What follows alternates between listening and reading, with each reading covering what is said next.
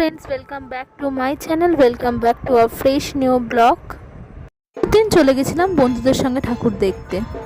ফার্স্টে করে চলে গেছিলাম রবীন্দ্র সরোবরে, আর ওখান থেকে নেমে আমরা হাঁটতে হাঁটতে চলে গেছিলাম এই প্যান্ডেলটা দেখতে। আর এই প্যান্ডেলটা খুবই সুন্দর করেছে, ঠাকুরটাকেও খুব সুন্দর লাগছিল। আমরা হাঁটতে হাঁটতে চলে গেছিলাম অন্য প্যান্ডেল দেখার জন্য, আর তারপরে যেতে যেতে দেখলাম এইটা পড়লো। এই ঠাকুরটাকে নমস্কার করে নিয়ে আমরা চলে গেলাম নেক্সট প্যান্ডেলের উদ্দেশ্যে। প্যান্ডেলটাও খুব সুন্দর করেছিল। এই প্যান্ডেলটায় করেছিল সুন্দর মাটির বাড়ি করেছিল, গ্রাম্য পরিবেশটাকে পুরো ফুটিয়ে তুলেছিল। খুব ভালো লাগছিল, যেন মনে হচ্ছিল অনেক দিন বাদে কোনো একটা গ্রামে গেছি। খুব ভালো লাগছিল।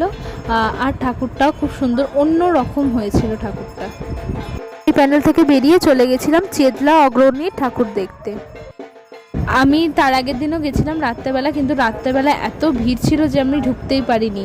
আগের ব্লগে আমি সেটা বলেছি। তো আমরা ভাবলাম যে হচ্ছে কি, যখন কালকে রাতে দেখাই হয়নি, আর আজকে তাহলে গিয়ে দেখে আসি। তো ওরা এবার যে প্যান্ডেলটা করেছে ওটা খুব খুব খুব ভালো করেছে, আমার তো খুবই ভালো লেগেছে।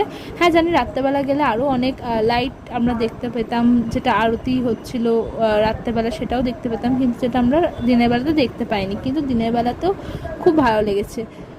আর দুর্গা মায়ের মূর্তিটাও খুব সুন্দর ছিল। আমরা সূচি সঙ্গে চলে গেছিলাম, দিনের বেলাতেও দেখো কত ভিড়।